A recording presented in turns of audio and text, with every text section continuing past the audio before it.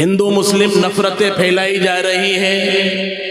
یہ بڑی خوبی کی بات ہے کہ ہمارے اس گاؤں کے تمام ہندوؤں نے اس جلسے کے اندر شرکت کی.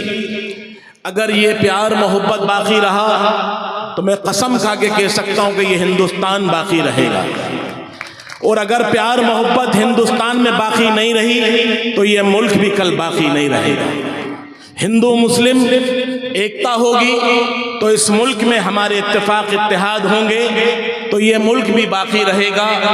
یہ ملک مسلمانوں سے نہیں چلا، نہ کبھی ہندوؤں سے چلے گا. جب ہندوستان کے اندر انگریزوں کا تسلط ہوا، اس ملک کے اندر ہندوستان کے اندر جب انگریزوں نے اس ملک پر حملہ کیا اور قابض ہو گئے، اس ملک پر ان کی حکومت تھی، تو مسلمانوں نے 250 سال اکیلے جنگ لڑی لیکن جنگ نہیں جیت پائے. جب دیکھا مسلمانوں نے کہ ہم جنگ ہار جاتے ہیں تو پھر اس وقت گاندھی جی کو ساتھ میں لے کر اس ملک کے اندر جنگ آزادی کے لیے انہوں نے پرچم اٹھایا. جب ہندو ملا تو یہ ملک آزاد ہوا، اور جب تک ہندو نہیں تھا تو یہ ملک آزاد نہیں ہو پایا تھا. تو اس لیے اس غلط فہمی میں نہ ہندو رہے نہ مسلمان رہے کہ یہ ملک صرف ہندوؤں کا ہے، نہ مسلمان یہ سمجھے کہ یہ ملک مسلمانوں کا ہے. یہ ملک دونوں سے بنا ہے. جیسے اس ملک کی 2 آنکھیں ہیں، جس انسان کی 2 آنکھیں ہوتی ہیں، اگر ایک آنکھ پھوٹ جائے تو دوسری آنکھ کو نظر نہیں آتا، اور اگر ایک آنکھ پھوٹ جائے تو دوسری آنکھ تکلیف پریشانی میں ہوتی ہے. ایسے ہی اگر مسلمان کو تکلیف ہو تو ہندو کو تکلیف محسوس ہونا چاہیے، اور مسلمان کو تکلیف ہو تو ہندو کو تکلیف محسوس ہونا چاہیے. یہ ہمارے ملک کی گنگا جمنا تہذیب ہے، اس کو ہمیں باقی رکھنا ہے. ہو سکتا ہے کہ اس کے لیے ہمیں پھر قربانی دینا پڑے. ایک قربانی ہمیں 47 میں دی گئی، دوسری قربانی ہو سکتا ہے ہندو مسلمانوں کو اس ملک کو بچانے کے لیے، اس ملک کی اکھنڈتا پیار محبت کو بچانے کے لیے پھر ہمیں اور آپ کو دینا پڑے گی. تو یہ ستواس والوں نے الحمدللہ اس جلسے کا انعقاد کیا. یہ کمیٹی والے، یہ مولانا صاحب یہ خوش قسمت ہیں جنہوں نے اس جلسے کا انعقاد کیا. اللہ تعالیٰ اس گاؤں کو اور اس گاؤں کے ہندو مسلمانوں کو نظر بد سے بچائے اور اس کو آفت اور مصیبتوں سے بچائے. اللہ تعالیٰ نے ہمیں اور آپ کو جمع کیا ہے. یہ بتا دوں مسلمانوں، تمہارے باپ اور ان کے باپ سب ایک ہیں، کوئی الگ نہیں ہے. فرق اتنا ہے کہ یہ کسی اور کی پوجا کرتے ہیں، ہم ایک مالک کی پوجا کرتے ہیں. ہم ایک مالک کے آگے سجدہ کرتے ہیں، ہم ایک مالک سے مانگتے ہیں، یہ اپنے مالک سے مانگتے ہیں. لیکن سب کا مالک اگر آپ کسی سے پوچھو گے تو کہے گا سب کا مالک ایک ہے. کوئی یہ نہیں کہے گا کہ میرا مالک یہ ہے یا میرا مالک یہ ہے. یہ تو کہے گا کہ پوجا کرنے کے طریقے الگ ہیں، طور طریقے الگ ہیں، لیکن مالک سب کا ایک ہی ہے. پیدا بھی ان کو اس اوپر والے نے کیا ہے، ہمیں بھی اس اوپر والے نے کیا ہے. مسلمانوں، یہ بڑی اچھی بات ہے اس علاقے کے لیے، اس گاؤں کے لیے، اور یہ ہندوستان میں مثال جانا چاہیے. اور میں ہمارے ہندو بھائیوں سے یہ کہتا ہوں، جس طرح ہمارے مسلمانوں نے اس جلسے کا انعقاد کیا، آپ بھی ہندوؤں میں انعقاد کریں، جلسے کو قائم کریں، اور پھر مسلمانوں کو وہاں پر بلائیں گے تو یہ گنگا جمنا تہذیب جب باقی رہے گی. ایک طرف کرنے سے باقی نہیں ہوگی، دونوں طرف جب 2 تھالیاں بجتی ہیں تو آواز آتی ہے، ایک تھالی سے آواز نہیں آئے گی. تو اس لیے میں آپ سے یہ کہتا ہوں کہ آپ بھی مسلمانوں کو اپنے پروگرام میں بلائیے اور محنت کیجئے، کوشش کیجئے، تو انشاءاللہ یہ ملک مسلمانوں کا اور ہندوؤں کا باقی رہے گا. اب میں اپنی بات پر آتا ہوں. آپ نے جس مقصد کے لیے جلسہ قائم کیا، یہ جلسہ آپ سب جانتے ہیں یہ دینی اور اصلاحی جلسہ ہے، اور یہ مدرسے کا جلسہ ہے. ابھی چھوٹے چھوٹے بچوں نے قرآن کو، نظم کو پیش کیا، تلاوت کو پیش کیا. یہی مدرسے ہیں جو ہماری اور آپ کی بقا ہیں. ہمارے اور آپ کے سروں پر اگر ٹوپیاں ہیں تو انہی مکتب اور انہی مدرسوں سے، انہی علماء سے. اور یہ بھی بتا دو، انہی علماؤں نے سب سے پہلے اس ملک کی قربانی میں اپنا حصہ لیا. سب سے پہلے دلی کی جامع مسجد، سب سے پہلے اگر کسی کو بلا کر تقریر کروائی تو علماء نے کروائی، جمعیت علماء نے کروائی.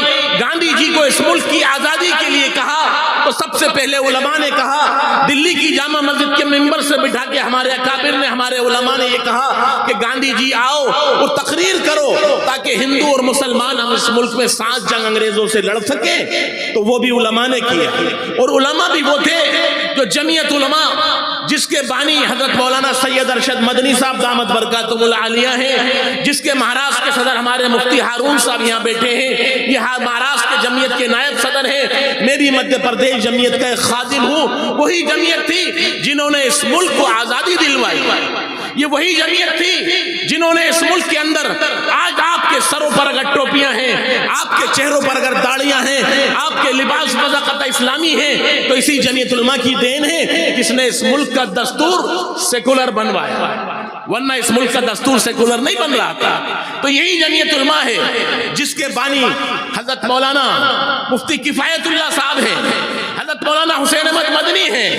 ایسے ایسے اکابر نے اس ملک کے لیے، ہندوستان کے لیے، مسلمانوں کے لیے آج قربانی دی ہے، جو آج ہم اور مل جل کے یہ گنگا جمنا تہذیب آپ ہمارے سامنے۔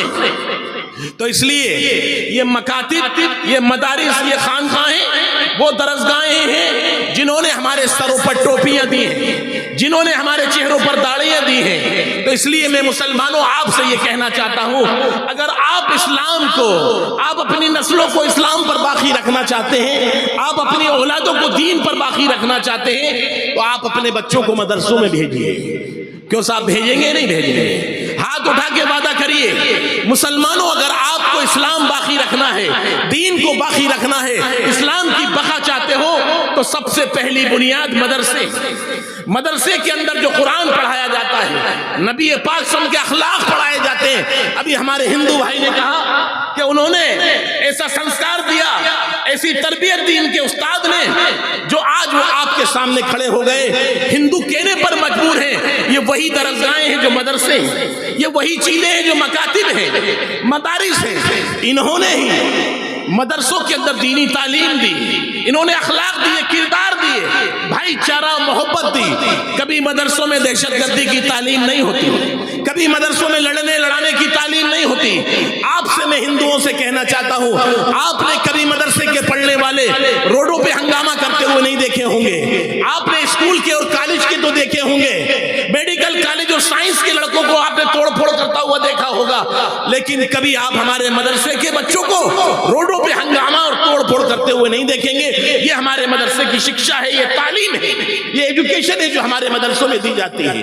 تکلیف پہنچانا، پریشان کرنا، مصیبت میں لوگوں کو ڈالنا، یہی اسلام منع کرتا ہے، یہی اسلام تعلیم دیتا ہے۔ آپس میں مل جل کے رہنا، آپس میں تعلیم دینا، یہ مدرسوں سے دی جاتی ہے، یہ مدرسوں میں سکھایا جاتا ہے، یہ مدرسوں میں اخلاق پڑھائے جاتے ہیں، یہ مدرسوں میں کردار پڑھائے جاتے ہیں، مدرسوں کے اندر بھائی بھائی کا حق سکھایا جاتا ہے، بھائی بھائی سے کیسے محبت کی جاتی ہے، بھائی بھائی سے کیسے پیار کیا جاتا ہے، یہ مدرسوں میں سکھایا جاتا ہے۔ ہندوؤں کے ساتھ کیسے رحم کیا جاتا ہے۔ میں نے اللہ کے رسول کی ایک حدیث پڑھی، ارحموا من فی الارض یرحمکم من فی السماء، اگر تم زمین والوں پر رحم کرو گے تو آسمان والا تم پر رحم کرے گا۔ زمین والوں پہ نہ ہندو آئے، نہ مسلمان آئے، نہ کوئی آیا، ساری جاندار چیز آ گئی اس کے اندر، چاہے اس میں جانور ہو، چاہے اس میں پرندے ہو، چیٹیاں ہو۔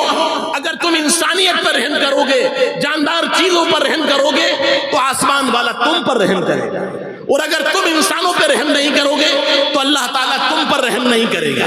یاد رکھیے، اللہ تعالیٰ سب کچھ پسند کر سکتا ہے، لیکن اللہ تعالیٰ اپنی مخلوق کے ساتھ ظلم پسند نہیں کرتا۔ اپنی مخلوق کو پریشان کرنا، چاہے وہ ہندو ہو، چاہے وہ سکھ ہو، چاہے وہ عیسائی ہو، کسی بھی دھرم سے رکھنے کا تعلق ہو، اس کو یہ پسند نہیں کرتا۔ اوپر والا انصاف، محبت، بھائی چارگی کو پسند کرتا ہے۔ یہی ہمارے مدرسوں کی شکشا ہے، یہی ہمارے مدرسوں کی تعلیم ہے جو الحمدللہ آج ہمارے مدرسوں میں دی جاتی ہے۔ کچھ لوگ یہ چاہتے ہیں کہ مدرسوں کو بدنام کیا جائے، مدرسوں کے اندر غلط بات پیدا کی جائے، مدرسوں کے اندر غلط بات بتائی جائے۔ میرے بھائیوں، ہندوستان کے اندر الحمدللہ وہ مدرسے ہیں جہاں پر کبھی کسی غلط بات کی تائید نہیں کی جاتی، کبھی کسی غلط بات کا ہم سمرتھن نہیں کرتے۔ الحمدللہ ہم سمرتھن کرتے ہیں اچھی بات کا۔ ہر سماج کے اندر، ہر علاقے میں، ہر مذہب کے لوگوں میں کچھ نہ کچھ خرابیاں ہوتی ہیں، یہ نہیں کہ اگر ایک نے غلطی کری تو پورا سماج خراب ہو جاتا ہے. آپ کے اندر بھی، ہندوؤں میں بھی سماج میں خراب ہوتے ہیں، مسلمانوں کے سماج میں بھی کچھ لوگ ایسے ہوتے ہیں جو خراب ہوتے ہیں، لیکن ایک کے خراب ہونے سے پورا سماج خراب نہیں ہوتا. اس لیے میں آپ سے یہ کہتا ہوں، آپ حضرات ایسے بنو کہ لوگوں کو یہ بتاؤ کہ یہ اسلام ہے، یہ دین کی تعلیم ہے، یہ ہمارے نبی پاک صلی اللہ علیہ وسلم کے اخلاق ہیں، یہ کردار ہیں. اگر آپ نے یہ تعلیم دی تو سمجھ لو جو نفرتوں کی بہاؤ چل رہا ہے، جو نفرتوں کی ہوائیں چل رہی ہیں، وہ ختم ہو جائیں گی. ہمارے صدر محترم حضرت مولانا سید ارشد مدنی صاحب دامت برکاتہم العالیہ، اللہ ان کا سایہ دائر قائم فرمائے، ان کی اس ملک میں جو قربانیاں ہیں اس کی کوئی نظیر نہیں ہے. کتنے بے گناہ مسلمانوں کو جیلوں سے رہا کروایا گیا. جو آسام کے اندر، آپ گجرات کے اندر باڑھ میں، کیرلا کے اندر باڑھ میں پریشان ہوئے، ان کی مدد کی گئی. یہ ہمارے سید حضرت مولانا ارشد مدنی صاحب دامت برکاتہم العالیہ نے کیا. وہ فرماتے ہیں کہ آگ کو آگ سے نہیں بجھایا جا سکتا، آگ کو محبت سے بجھایا جائے گا، آگ کو پیار سے بجھایا جائے گا. اگر آپ کے اندر پیار ہوگا، محبت ہوگی، نبی کی تعلیم ہوگی. اللہ کے رسول نے کبھی بدلہ نہیں لیا، اللہ کے رسول پر کچرے ڈالے گئے، دندان مبارک شہید کیے گئے، آپ کے پیروں کو لہو لہان کیا گیا، لیکن اللہ کے رسول نے بدلہ نہیں لیا. اللہ کے رسول کو طاقت آئی، فتح مکہ ہوا، مکے کے اندر آپ کا جھنڈا بلند ہوا، آپ کا غلبہ ہوا. اس دن بھی اللہ کے رسول نے فرما دیا آج امن ہے، آج معافی کا دن ہے، آج سب کو معاف کیا جائے گا. اگر اس کی جگہ کوئی دنیا کا کوئی بادشاہ ہوتا تو سب سے پہلے کہتا بدلہ لو، مارو، خون خرابہ کرو. یہ ہمارے نبی تھے، یہ ہمارے نبی کی تعلیم ہے، جنہوں نے بدلہ نہیں لیا، لوگوں کو معاف کیا. آپ کے گھرانے کو ستایا گیا، آپ کے پورے اہل خانہ کو ستایا گیا، لیکن اللہ کے رسول نے کبھی بدلہ نہیں لیا.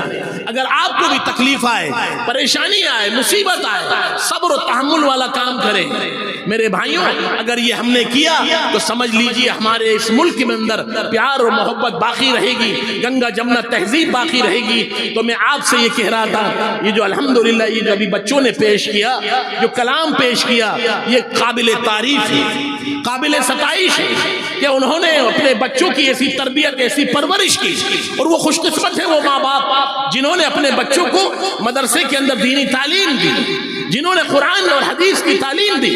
یہ وہی مدرسے ہیں جنہوں نے آج ہندوستان کے اندر نام کیا، آج ہندوستان کے اندر پرچم لہرایا. اللہ کا شکر ہے. تو اس لیے آپ حضرات سے میں پھر کہوں گا کہ اپنے بچوں کو سب سے پہلے کون سی تعلیم دیں گے؟ آپ دینی تعلیم دیں گے. اگر آپ کا بچہ دینی تعلیم حاصل کر لے گا، مدرسے میں پڑھ لے گا، پھر اس کے بعد اگر آپ اسکول میں پڑھائیں گے، کالج میں پڑھائیں گے، میڈیکل کالج میں پڑھائیں گے، پھر آپ کا بچہ غلط راستے پہ نہیں آئے گا، آپ کا بچہ بھیگے گا نہیں، بھٹکے گا نہیں. تو اس لیے سب سے پہلی بنیاد کون سی ہوگی؟ اس کو مدرسے کی تعلیم دی جائے گی، مدرسے سے پڑھایا جائے گا. پھر اس کے بعد آپ اسکول میں پڑھائیے، کالج میں پڑھائیے، ڈاکٹر بنائیے، انجینئر بنائیے، اور بنانا چاہیے. میں آپ سے یہ کہتا ہوں، آپ کے بچوں سے یہ کہتا ہوں، مسلمانوں اگر تعلیم ہوگی تو سمجھ لو آپ کی دیش میں قدر ہوگی. اگر تعلیم نہیں ہوگی تو آپ کو کوئی نہیں پوچھے گا. کہتے ہیں کہ ہنر ہے تو قدر ہے، ورنہ دیش میں غدر ہے. تو صاحب غدر ہو رہا ہے نہیں ہو رہا؟ کیونکہ ہنر نہیں ہے اس لیے غدر ہے، تعلیم نہیں ہے اس لیے غدر ہے. تو اس لیے آپ سے میں یہ کہتا ہوں کہ تعلیم کو حاصل کرو، ایجوکیشن کو حاصل کرو اور آگے بڑھو. وقت کو ضائع مت کرو. اللہ نے آج آپ کو وقت دیا ہے، آج آپ کو ٹائم دیا ہے، آج آپ علم حاصل کر سکتے ہیں، تعلیم کو حاصل کر سکتے ہیں، دنیا کی تعلیم کو حاصل کر سکتے ہیں. اس لیے آپ سب لوگ سے میری درخواست ہے کہ آپ اپنے بچوں کو سب سے پہلے مدرسے میں بھیجیں، پھر اس کے بعد اسکولوں میں بھیجیں. پھر دیکھیے انشاءاللہ آپ کا معاشرہ، آپ کی نسلیں جو آج خرافات کے اندر، بدعات کے اندر، شرک میں ہماری جو نسلیں مبتلا ہیں، اس کی وجہ یہ ہے کہ ہم تعلیم حاصل نہیں کرتے، ہم پڑھتے نہیں. پڑھنے کی جگہ دو ہیں، ایک تو سب سے پہلے مدرسہ ہے، دوسرا اگر آپ مدرسے میں نہیں پڑھا سکے، آپ اپنی دینی تعلیم نہیں دے سکے، تو آپ